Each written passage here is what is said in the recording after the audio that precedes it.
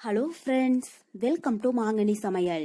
இன்னைக்கு நம்ம மாங்கனி சமையல்ல ரொம்பவே டேஸ்டியான மாங்காய் துவையல் எப்படி பண்றதுன்னு பார்க்கலாம். மாங்காய் துவையல் எல்லாம் நம்ம மாங்காய் சீசன்ல தாங்க செய்ய முடியும். செஞ்சு வச்சிட்டோம்னா 2-3 நாள் வரைக்கும் கெட்டு போகாது.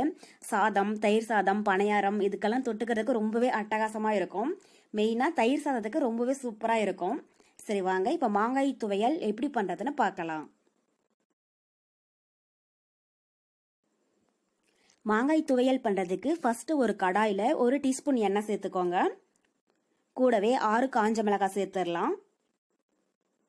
இது கூட 1 டீஸ்பூன் சீரகம் சேர்த்துட்டு மிளகாயும் சீரகமும் லைட்டா பொன்னிறம் ஆகிற அளவுக்கு வறுத்துடுங்க.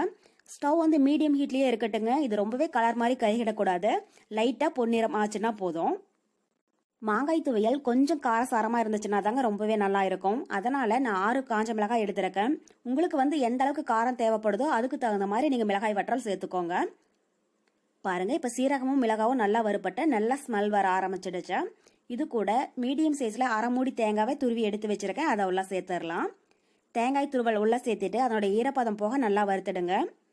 துவையலுக்கு இது மாதிரி நம்ம தேங்காவை வறுத்துட்டு செய்யற போது 2-3 நாள் வரைக்கும் கெட்டு போகாதுங்க. டேஸ்ட்டும் ரொம்பவே நல்லா இருக்கும். பாருங்க, இப்ப தேங்காய் நல்லா வறுபட்டு நல்லா ஸ்மெல் வர ஆரம்பிச்சிடுச்சு. இந்த ஸ்டேஜ்ல ஸ்டவ் ஆஃப் பண்ணிடலாம். ஆறுனதுக்கு அப்புறமா மிக்ஸி ஜாருக்கு மாத்திட்டு அரைச்சு எடுத்துக்கலாம். இப்ப மிக்ஸி ஜாருக்கு மாத்தியாச்சு. இது கூட 1/2 இன்ச் அளவுக்கு இஞ்சி கட் பண்ணி வச்சிருக்கேன். அதை உள்ள சேர்த்துடலாம். கூடவே 5 பல் பூண்டு, இது கூட கொஞ்சம் பச்சை கருவேப்பிலை.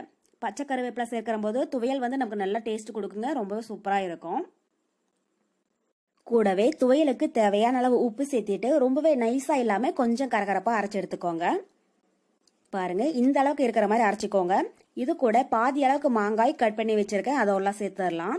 நான் பெரிய சைஸ் மாங்காய் அப்படிங்கறதுனால பாதி தாங்க சேர்த்திருக்கேன். சின்னதா இருந்தா 1 அளவுக்கு சேர்த்துக்கோங்க. இது கூட 1 ஸ்பிஞ்ச் அளவுக்கு பெருங்காயத்தூள் சேர்த்துக்கோங்க. துவையலும் ரொம்பவே டேஸ்டியா இருக்கும், நல்ல மணமாவும் இருக்கும்.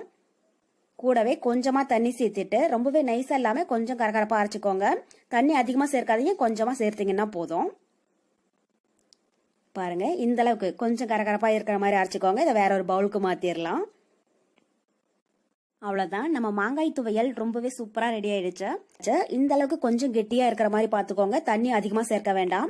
முடிஞ்ச அளவுக்கு மிக்சியில அரைக்கிறத விட அம்மி இருந்துச்சுன்னா அதுல அரைச்சு எடுத்துக்கோங்க. டேஸ்ட் ரொம்பவே நல்லா இருக்கும். 4-5 நாள் ஆனா கூட கெட்டு போகாதுங்க அம்மியில அரைக்கிற போது. இதுக்கு வந்து தாளிக்க வேண்டியது இல்லைங்க, தாளிக்காமலே யூஸ் பண்ணலாம். ரொம்பவே சூப்பரா இருக்கும். இந்த மாங்காய் துவையல் நம்ம மாங்காய் சீசன்ல தாங்க செய்ய முடியும். கண்டிப்பா நீங்களும் இதே மெத்தட்ல செஞ்சு பார்த்துட்டு எப்படி இருக்குன்னு கமெண்ட் பாக்ஸ்ல சொல்லுங்க. என்னுடைய இந்த ரெசிபி வீடியோ உங்களுக்கு பிடிச்சிருந்தா மாங்கனி சமையலுக்கு சப்ஸ்கிரைப் பண்ணுங்க. நன்றி.